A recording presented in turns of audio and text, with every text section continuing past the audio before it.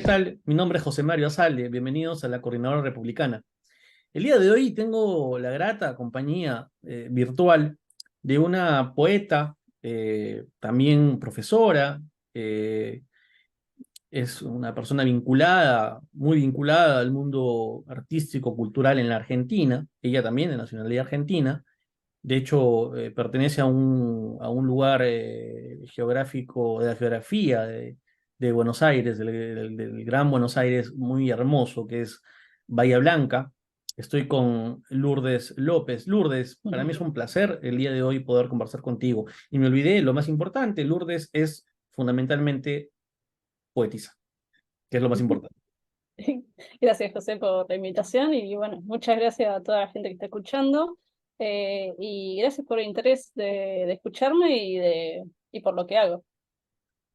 Mi querida Lourdes, una poeta o poetisa, eh, Me gusta más el término poeta. sí, pues, Sí, hay una discusión sobre eso. A mí me gusta más poeta, pero bueno, una, es... bueno, vamos a utilizar poeta, una poeta o una poete, ¿no? Para hablar en inclusivo, une poete, Bueno, pero poeta me gusta porque tiene su origen griego. Es poeta, va por primera declinación femenino, pero también masculino. Entonces tiene como las profesiones, por ejemplo, en latín, terminan en A, como por ejemplo, poeta, agrícola. Todas las profesiones van con A, como si fueran femeninas, pero son sí, sí, masculinas sí, en el sí, latín. entiendo, Pero bueno, pero en sí, el lenguaje inclusivo siempre se usa el E, sí, sí, sí. Pero bueno, acá como que incluiría todo. pero digamos, si tienen que presentarte, tú vas a pedir, por favor, presénteme como poeta, la Yo poeta, poeta, por yo poeta. favor, es posible. Si no, Sí, ni sí. modo, si no poetiza, si no... sí, porque claro, cuando uno piensa en poetisas, uno piensa en una señora mayor, jubilada, que escribe en la cocina cuando ya no tiene nada que hacer mientras está viendo de repente Gran Hermano, no sé qué cosas están viendo, no sé qué sale ahora en la televisión. Creo Pero que ya terminó, piensa, Gran Hermano. ¿ah? Creo que ya terminó Gran Hermano. Bueno, yo no sigo Gran Hermano, así que y piensa en Gabriela Mistral de repente, ¿no? Es una señora Es ya. verdad. Hay una conexión ahí con poetisa como poeta mayor. Sí, sí, es Es verdad. verdad. No, Eh, no lo había pensado. Nos vamos a quedar como la poeta. Una poeta en una tierra donde hay una exuberancia literaria tremenda, pero creo yo, y si no me equivoco, de hecho no soy especialista en la materia, pero tengo una opinión como lector, que es una tierra fundamentalmente de cuentistas y de grandes cuentistas, a la Argentina. ¿Cómo andamos en el mundo de la poesía en la Argentina? ¿Cómo andamos a nivel global? Te pregunto ahora, más que como poeta, como profesora, como docente, ¿cómo ha sido el desarrollo de la producción de la poesía en la Argentina, sobre todo en los últimos años? Yo, por lo menos desde mi experiencia, mi primer contacto literario, o por la razón por la que yo estudié literatura, letras, fue por un contacto con la poesía. O sea, que yo siempre estuve rodeada de gente que escribía poesía. Entonces, para mí, veo más accesible el tema de la poesía que la narrativa, por ejemplo. O sea, sí, además en los últimos años he visto crecer muchos festivales de poesía. Por ejemplo, acá en Bahía está el Festival de Poesía Latinoamericana, está, por ejemplo, recién hablamos de Rosario, bueno, Rosario tiene el Festival de Poesía de Rosario. Hay un montón de festivales que puede estar el Festival de Lobos, o sea, hay un montón de ciudades que tienen su propio festival de poesía. Me parece que es un género que fue creciendo bastante, pero que sí veo que en las escuelas, por ejemplo, en los programas, que si bien se ve algo de poesía, creo que en el tercer año de secundaria, es algo que no se ve tanto poesía, por ejemplo, académicamente o en las escuelas. Entonces, un, falta me parece ahí académicamente tratar el poesía en la escuela. Pero después en todo lo que es gestión cultural, creo que predomina más la poesía que la narrativa. Esa es mi Eh, mirada.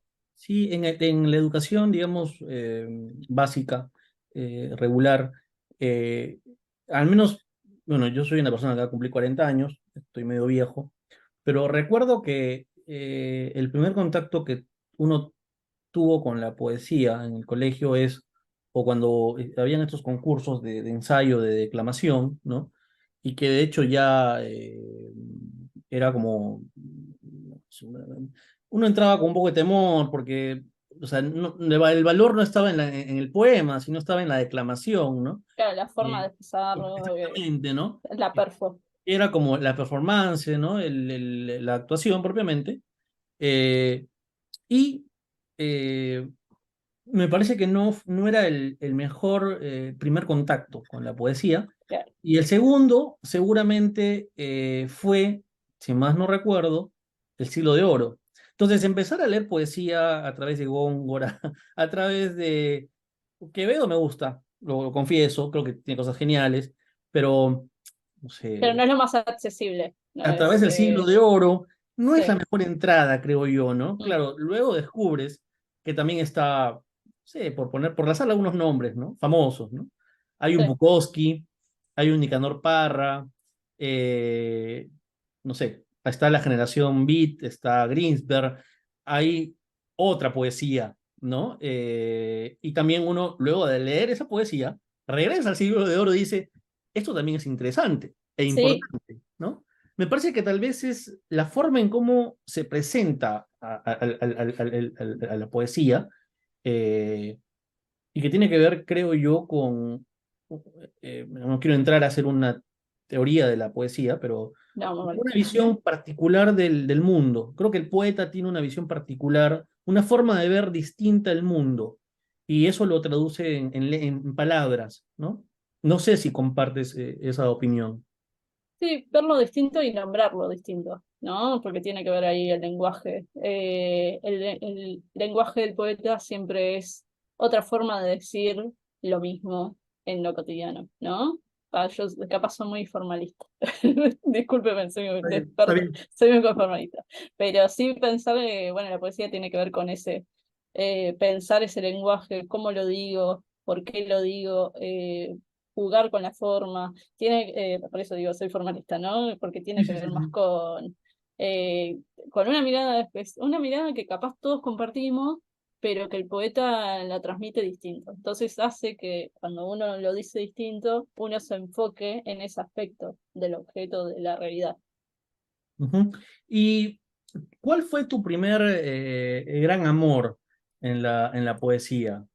¿Cuál fue el primer poema o poeta o poeta mujer, poetisa, Ya, que te gustó, que te encandiló, que dijo, bueno, esto es a lo que quiero dedicarme en determinado momento de mi vida, ¿no? bien. Puedo decir más reciente, no sé si el primero, porque es como que ahora con la última poeta, o poetisa, entre paréntesis, Te estoy eh, obligando, te estoy obligando a usar la palabra. Es que si no, ¿cómo la o él, ¿no? La o el poeta, ¿no? En todo caso, ¿sí? sí, y me pasó que últimamente estoy muy enganchada con una poeta, que es Anne Carson, por ejemplo, que es una poeta canadiense, y me gustó encontrarla porque escribe sobre los mismos temas que yo, tiene las mismas preocupaciones que yo en relación a la mitología, ella vincula mucho todo el tema clásico, que como yo también soy profe de latín, entonces a mí todo ese mundo greco-latino me fascina y ella trabaja con esos elementos y trabaja las mismas preocupaciones emocionales y me parecen re interesantes. Y con ella dije, yo quiero hacer esto. Es como que encontrar lo que uno venía escribiendo. Me pasó al revés, no es que dije, me encanta esto, voy hacia allá, sino que fui hacia un lado y me encontré con textos similares.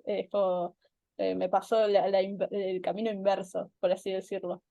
Eh, después me voy a lo clásico. Yo soy muy fan de Catulo. Creo que te había contado que tengo mi librito de traducción. Mi último librito son traducciones, versiones libres de Catulo, como si fuera Diego Maradona. Es Entonces, sí. Cátulo, Cátulo. También le dicen Cátulo, sí, yo le digo Cátulo, Es pero el que tiene esta famosa frase, ¿no? Odi et amo. exacto, odio y amo. Odi et amo. Sí. Y bueno, y Ankerson juega con ese poema y tiene una versión, o sea, también se preocupa por la traducción, y tiene un poema que dice odio, odio, o sea, la traduce como hate, hate, hate, love, love, love, why, why, why, o sea, odio, odio, odio, amo, amo, amo, por qué, yo. Y resume así esas dos líneas del Wow, poema. genial. Es muy bueno. Y yo soy muy fan de Cthulhu, me Es como encanta. que lo vuelve pop. Lo Es clásico lo vuelve buenísimo, pop. sí. Sí, es como lo sintetiza, por así decirlo, sintetiza el sentimiento, ese sentimiento de odio y amo, porque, o sea, están las palabras claves de ese poema y los repite. Sí, es como que veo, hay un pop ahí, con una sintetización, por así decirlo. Bien. Y me comentabas que tienes una atracción por lo mitológico. Eso Sí. quiere decir por la tradición de los textos griegos. Más latina, soy más chica latina que chica griega, pero sí, me gusta también Safo, por ejemplo, me gusta, bueno, después más me gusta filosofía, no sé, Platón, eh, no soy, sí, me gustan por ejemplo las tragedias griegas, pero poesía griega no tengo mucho contacto, estoy más contacto con la poesía latina. Quiero preguntarle a la Lourdes profesora, no a la Lourdes poeta. Ya. ¿Tú consideras que nuestro mundo cultural eh, tiene una mayor influencia latina que anglosajona? Es decir, sobre todo en los últimos años, sobre todo, digamos, a partir de la Segunda Guerra Mundial, digamos, la hegemonía de Estados Unidos, la Guerra Fría, sobre todo la hegemonía en el mundo, digamos, de Latinoamérica, de América propiamente, ¿no? Eh, Parece que nos hemos vuelto culturalmente muy yanquis, tengo esa percepción. Y estamos perdiendo un poco las raíces latinas, que creo son, digamos, parte de nuestra esencia. Bien. Entendiendo, digamos, que tenemos los argentinos y los peruanos, y los colombianos y los bolivianos alguna matriz, ¿no? Sí, Eh, sí. ¿Compartes esa opinión? ¿Crees que estamos viviendo, digamos, la era del consumismo yanqui y estamos de alguna manera perdiendo nuestras raíces latinas? Buena pregunta difícil. Una No la pregunta había pensado, difícil, yo no la sé, había pero pensado. estoy apelando a la Pero profesora. Imagínate que soy un alumno. No sé si un alumno tenía una pregunta así, pero tal vez.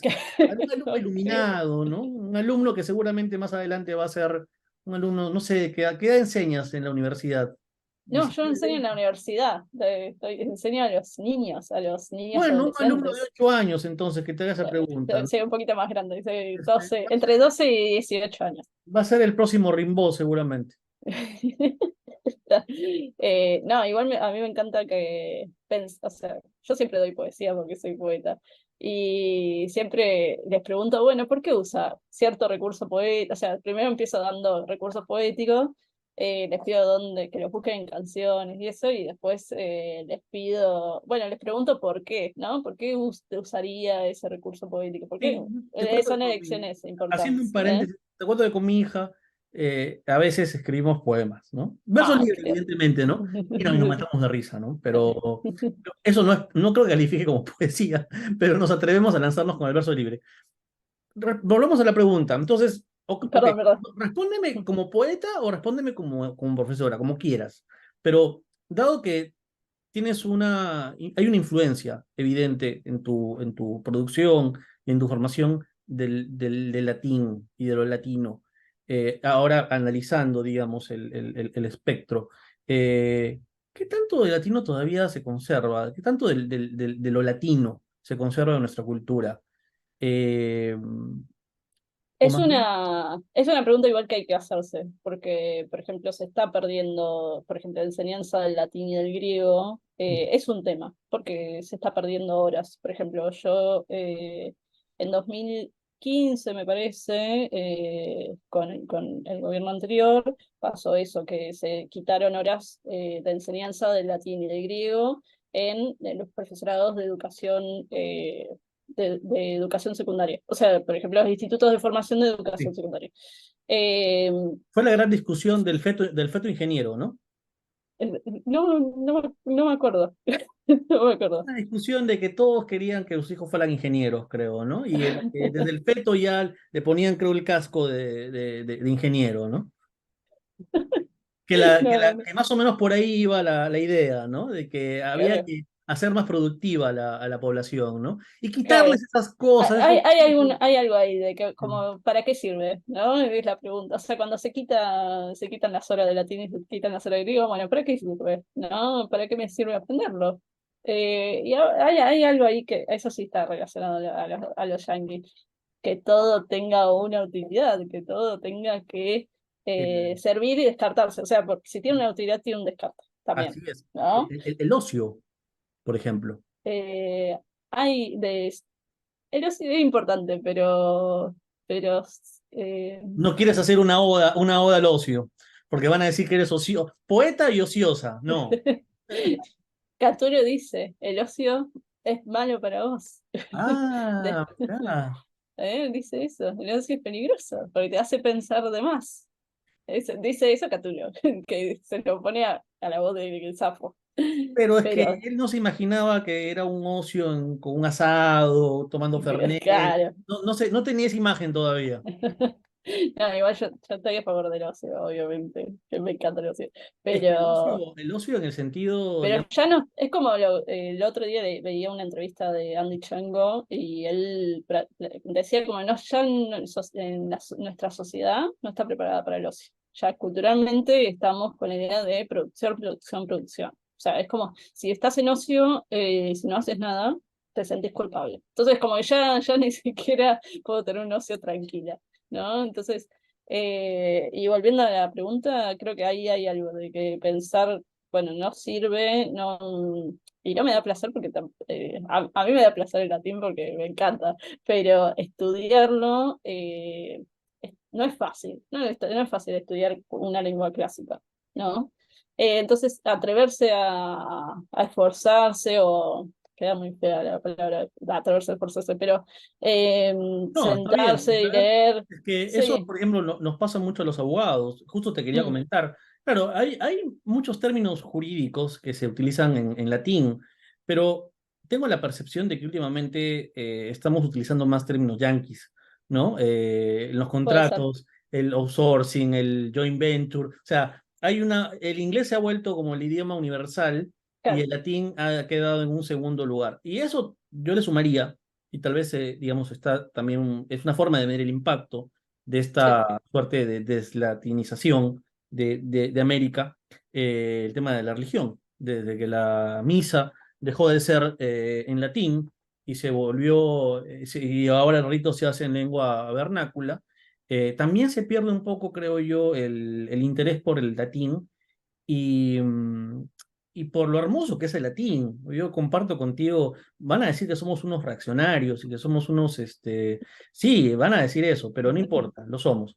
El latín tiene, tiene cosas hermosas y además eh, sigo creyendo que es conjuntamente con la tradición griega, probablemente con el cristianismo también, parte de nuestra tradición. No, así nos guste o no nos guste, somos sí, parte de es ese mundo.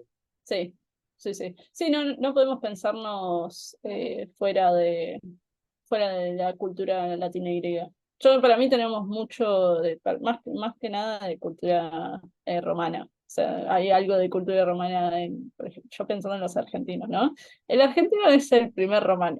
Los romanos fueron los primeros argentinos. Por así decirlo.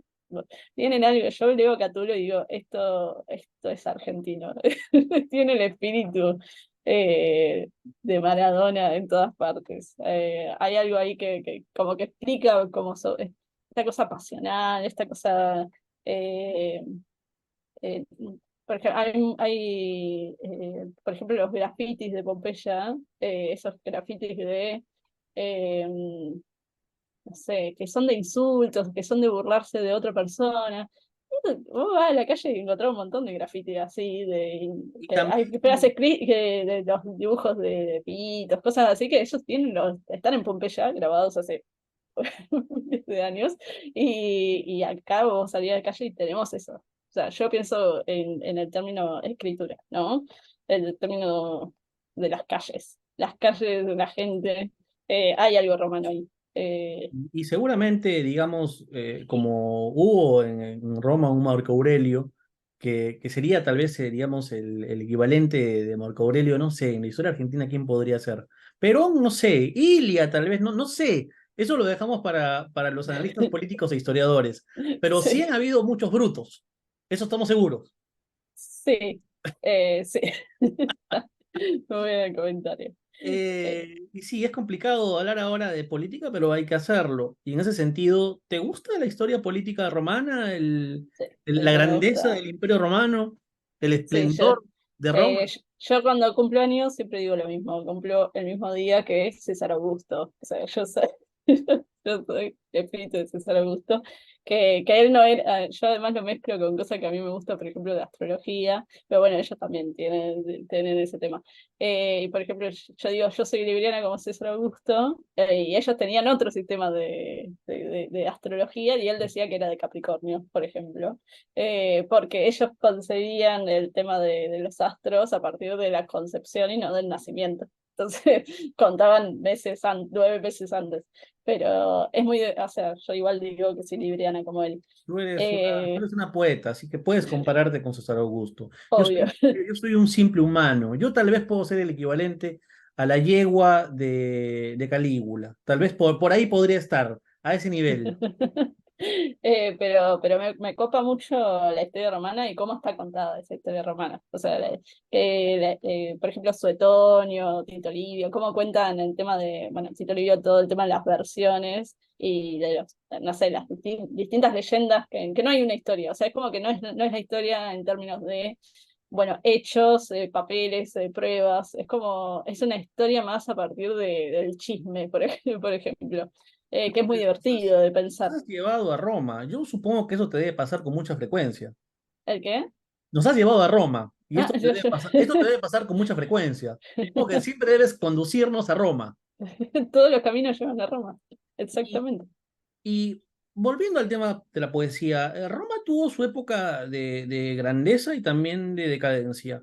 ¿Esto Sí. se reflejó, en tu opinión, dado tu interés por la materia, en un esplendor de las artes y también con una decadencia de las artes y de la poesía concretamente?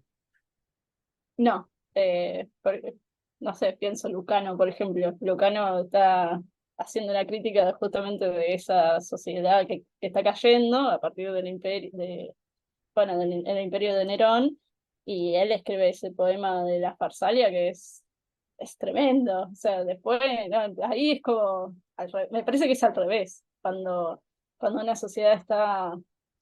Depende no, depende de las condiciones, pero creo que a veces pasa eso, cuando hay una crítica a la sociedad también se ensalza la poética, ¿no? No sé si me expliqué. Sí, sí, sí, sí, sí. O sea que incluso en etapas, digamos, de decadencia puede haber cierta Un brillantez. esplendor de la poesía. Sí.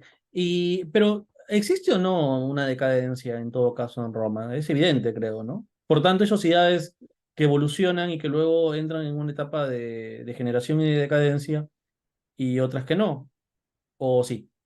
¿Qué piensas al respecto? Depende de la mirada Ahora, ahora, del historiador. ahora, Yo creo que también a mí me encanta todo lo que es historia romana, pero creo que también hay siempre un lado de la historia. No voy a decir que Nerón no hizo lo que hizo, pero, o que no era como era, porque mucho coincide. Pero sí, como que capaz hay una exageración a veces, a propósito. Entonces yo no puedo saber si, si fueron las causas verdaderas de cierta, no sé, de cierta pérdida del poder del imperio, por ejemplo. bueno, pero algunos dicen que el Imperio Romano se prolonga con la conversión, creo que fue Cristiana. cristiana, Constantino me parece que fue, Sí, ¿no? Eh, sí, y que el Sacro Imperio Romano Germánico es pues la prolongación del Imperio Romano, ¿no? Pero esta vez a Europa, ¿no? Una Europa cristiana que más bien tiene que contener a los sarracenos, a los infieles, y ahí surge, digamos, también que creo que hay poemas que se le dedica a Carlomagno, a Pipino, el Breve, las posibilidades, digamos, de que las batallas que se libraron en España a propósito de las invasiones de los moros, hay también una épica, ¿no? Una épica que se Sí, traduce, digamos, también en poema y en literatura, ¿no? sí, sí. Igual, claro, la mitología es parte de la sociedad, o sea, es parte de la humanidad. Entonces yo la mitología, la épica, y capaz también la fantasía, son todas Eso, parte de nuestro... eso hablamos por el WhatsApp justamente, recuerdo. Una de las primeras eh, cosas que me dijiste, ¿no? Que el mito es parte, digamos, de la vida, así que, Es digamos, parte. Sí, es que, por ejemplo, está lo que hace Mircea Eliade, que hace un análisis de todas las sociedades y que todas comparten lo mismo. Por ejemplo, bueno, comparten los mismos, estos relatos sagrados que dan explicación al mundo y que nos dan explicación de quiénes somos y por qué somos así, y que es necesario porque tiene que ver con una evolución del pensamiento, por lo que tengo entendido. O sea, en un momento de la evolución humana, nosotros empezamos a hacer mito y eso nos hizo la evolución nuestra, ¿no? Eh, es parte de nuestra, no solamente de nuestra identidad, sino parte de nuestra evolución física, a eso voy. O sea, pensar, crear mundos a partir de la palabra y nos hizo evolucionar. Eso es hermoso, eso me parece hermoso y es parte de... Y bueno, la épica nunca se pierde. O sea, los personajes épicos son modelos que van cambiando en el tiempo. Vos me dijiste, por ejemplo, sigue la épica en España, por ejemplo, contra los moros y eso. Pero hay épica hoy, hay épica en el mundial, el Miocid, el mío tranquilamente, sí, por ejemplo, ¿no? pero ya hoy hay épica. Yo me voy al 18 de diciembre en Argentina y somos campeones del mundo y es épica. Es todo un relato de épica. La historia, vos le preguntás a los chicos quién es héroe hoy, que tiene que ver con la épica. Y bueno, es Messi. Y te cuentan todo el camino del héroe Claro, según Messi. bajo esa idea, ¿no? Ojo, voy a hacer una broma, que quede como tal, ¿ah? Podríamos decir que la historia de Wanda Nara es como una novela de Shakespeare, por ejemplo, ¿no? Una obra de teatro de Shakespeare, por ejemplo, ¿no? Todo es literatura. No, Wanda Eso Nara debe ser Lady Macbeth, seguramente. No, pero sí, sí considero que todo es narrable y todo puede literalizarse, pero no que todo es literatura. Eso no. No considero que todo sea literatura. Eh, no puedo terminar sin pedirte que nos cuentes un poco acerca de tu experiencia como escritora. Eh, has publicado algunos libros. Eh, imagino que tú escribes porque te gusta escribir y punto. No escribes para alguien en especial. Eh, ¿Es correcto? escribo para mí.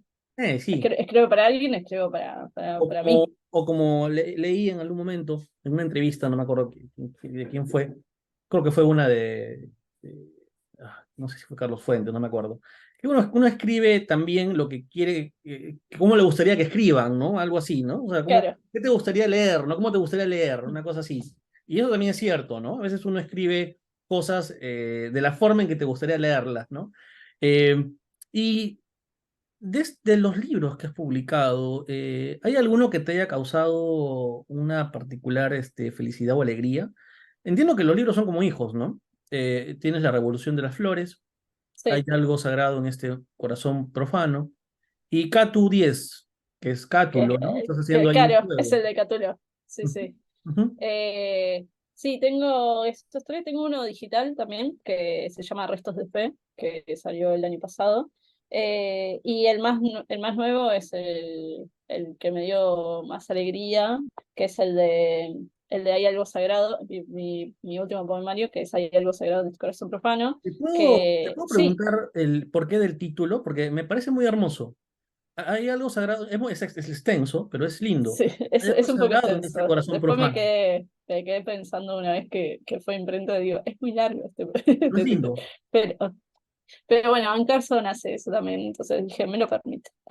Ann Carson tiene los títulos de los poemas y hace poemas dentro de esos títulos, entonces también es un juego también Sí, con sí, sí, eso. sí, claro, claro. No, Eh, me parece atrevido, pero la misma es una frase, ¿no? Es muy linda. es Eh, un poema en sí, y en este poema, no sé si lo tienes a la mano. ¿sí? Sí, sí. ¿Quieres leerlo? No, pero es un poema en sí, digo, Ah, el pero título del poema. dentro del libro no hay un poema que se llame, hay algo. Ah, ok. No, Y entonces hablemos del libro. bien, Hay entonces una referencia a lo sagrado y a lo profano. Estamos ante una pugna, una dicotomía entre lo sagrado y lo profano que conviven en el ser humano, ¿es correcto? sí. Y que es algo que no se puede prescindir. Son como el cosmos y el caos. Están los dos en eterno contacto y en eterna lucha. Claro, pero eso es más una visión, no sé, oriental, ¿no? Medio budista, ¿no? O sintoísta, en nuestra esfera de Sí, Occidente, los latinos, nuevamente. ya tires. ¿Estaríamos hablando que del bien y del mal, del pecado, va por ese lado? No, no, porque no son contrarios. O sea, están en contacto y se mezclan, pero no están en. No es que uno trata de eliminar el otro. Los dos están. Es medio budista en Sí, ese sí, claro, no, sí sentido. entiendo. Por tanto, no De- habría ni el bien absoluto ni el mal absoluto. exacto. Como no existe lo sagrado absoluto ni lo profano absoluto. Exactamente. ¿Y O tú sea, cómo? todo puede hacerse sagrado también. O sea, lo sagrado tiene que ver con una mirada al mundo, no tiene que ver con que las cosas sean de por sí sagradas. No ¿Y hay, no hay esencia sagrada, y hay sino que tiene, hay una necesidad de lo sagrado? sí, para mí sí. ¿Y tú crees que Eh, las sociedades actuales están siendo desacralizadas? sí.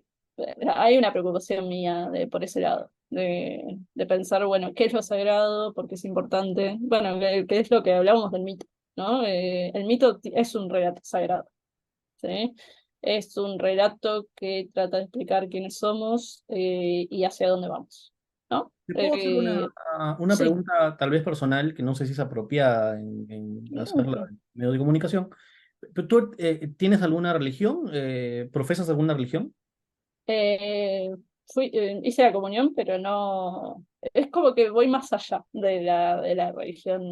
Porque justamente estos temas de la presencia de lo sagrado, al menos Mm, en nuestras sociedades, reviste de una preocupación de carácter religioso, ¿no? Claro, sí, entiendo que tú no vas por el lado teológico, sino por el lado, digamos, del arte, de la poesía, pero no deja de estar imbricado con lo teológico, ¿no? Porque es una reflexión justamente de, oye, ¿qué es lo que no puede ser transgredido en una sociedad? Pagana, una sociedad en donde ya no existen mitos, en una sociedad donde todo es ahora cuestionado, incluso, digamos, cuestiones que, no sé, que planteó en su momento psicoanálisis, ¿no? Como el incesto. Ahora todo es posible, es decir, ya no, hay un momento en que el hombre se erige en Dios sí. y en ese momento ya se pierde lo sagrado. No sé si tú consideras consideras esta situación de esa manera. Eh, eh, igual no entendí, se erige en Dios y Y se pierde pierde lo lo sagrado. sagrado. Claro, si el hombre es Dios de sí mismo, ya Ah, no hay está bien, Dios. No sé está si. bien. Ujú. Sí, yo para mí es O para citar importante. a Fauerbach, ¿no? O sea, creo que es el hombre se constituye en Dios, ¿no? Claro, no había entendido mal, que había entendido como una vez que crees en Dios, se pierde lo sagrado, ¿no? Había Mm, entendido totalmente lo otra vez. ujú. No, estoy de acuerdo. No pensar Dios como un solo Dios, ni pensar, o sea, alguien o sea, un solo Dios es el Dios católico. O sea, no me gusta pensar en eso, sino pensar en la fuerza divina de las cosas, ¿sí? La fuerza divina de la naturaleza, por ejemplo, Ujú. ¿no? Hay Dios ahí, hay dioses ahí, ¿sí? Es como es algo milagroso. Y no hay, la vida es Dios también, o sea, ahí los dioses están en todas partes, son omnipresentes, ¿no? pero no los consigo como figuras, sino como fuerzas en ese sentido. Para mí todo lo que es la Claro, fuerza de... no son seres eh, individuales, o sea, en todo no, caso tendrías una visión más panteísta, tal vez, ¿sí? sí, sí, sí. Es como, sí, en pensar que, bueno, hay una fuerza superior que regula el universo. Ujú. Que esa fuerza puede ser Dios, puede ser la naturaleza, pero yo la necesito narrar, la necesito contar, necesito La, ponerla en palabras. y que la encontramos en la poesía, Sí, por lo menos mi poesía está. o que se traduciría, digamos, esa fuerza en palabras mediante la poesía. Sí, es un lenguaje sagrado, la poesía. No deja de ser Mm. un lenguaje sagrado, como el mito.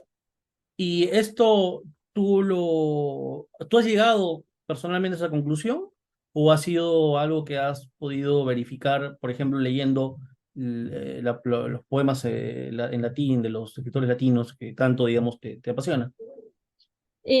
Fue más lectura, o sea, fue una preocupación a partir de una lectura, porque no tengo este mismo pensamiento que es autor de la antigüedad, porque no tengo las mismas preocupaciones, por ejemplo. Probablemente porque en ese momento esto hubiera sido una cosa, ¿no?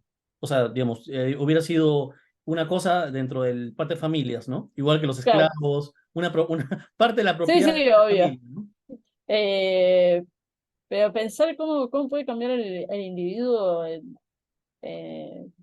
tanto, ¿no? Y por qué no tenemos más esa sacralidad. Hay una preocupación ahí que, por ejemplo, leo Virgilio y ahí está presente toda la vida del campo y como el tema de los dioses. Digo, porque ese sentimiento de conexión con lo religioso, con lo sagrado, con lo que va más allá de las cosas, está perdido. Es como que no vamos más allá de las cosas, no vamos más allá decimos, todo se racionaliza, y a veces está bueno dejarse, o sea, no estoy diciendo, no es ni New Age esto, sino Estás que, haciendo una apología de lo irracional, por si acaso. no estoy, o sea, pensar que las cosas se pueden racionalizar, sí, pero que hay cosas que son inexplicables y está bueno que sean inexplicables. Y que si yo El misterio, que el claro, misterio envuelva al hombre, ¿no? claro, que es el libro que hoy también apareció, Mistral tiene un libro sobre, creo que dice todo misterio es una culpa, se llama así si no me equivoco, y hay algo ahí, siempre ella tiene la misma preocupación, ¿no? De lo religioso, también se va al budismo, o sea, ella empieza en el catolicismo y habla después como una conexión con el budismo, con el hinduismo y lo plasma en la poesía. Esa preocupación también la tengo yo. No soy Mistral, pero estoy en proceso. Miguel Lourdes, el tiempo es corto. Quería Perdón. hacerte una última pregunta y no sé si puedo responder de una manera muy breve. En esta exploración de la poesía de los latinos, los clásicos, ¿se encuentra alguna mujer? Eh, bueno, está Safo en poesía Safo de griega, Lesbos. Safo de Lesbos, y después en poesía latina está Sulpicia, que es una poeta romana. No hay muchas poetas romanas, no se ha encontrado mucho, eso tiene que ver también eh, con el paso del tiempo. No creo que no haya poetas romanas, no hubiera poetas romanas, ¿no? No han sido Eh, publicadas, no han pero sido publicadas y no han sido salvadas, por así decirlo. O sea, no han sido seleccionadas en el paso del tiempo, entonces por ende no tenemos acceso a leerlas. Pero sí, por ejemplo, se han encontrado algunos poemas de Sulpicia, que también se duda si era una mujer, un varón, o sea, también como se pone en cuestionamiento si las mujeres romanas escribían, ¿no? Hay todo un cuestionamiento siempre de las mujeres en ese sentido, pero me gustan mucho también los poemas de ella porque significa también una recuperación de la voz femenina, ¿no? mi querida Lourdes, me quedo con un montón de preguntas por hacerte, pero el tiempo es corto. Espero que volvamos a conversar. Espero no haberte aburrido. No, pero nada, Ha la sido verdad una que conversación. Pensé que íbamos a hablar un poco más de poesía, pero hemos terminado hablando un poco más del mundo latino. Yo sé que eso te debe pasar muy seguido. sí. Debes terminar hablando de Roma y el esplendor romano, Así que ya habrá oportunidad para seguir conversando.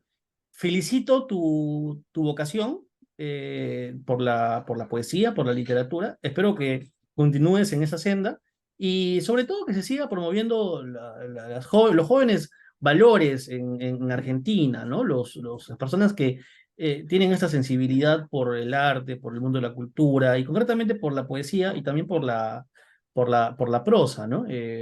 Así que estaremos expectantes de tu carrera que auguro será exitosa, Lourdes. Te mando Ah, desde Buenos Aires un fuerte abrazo.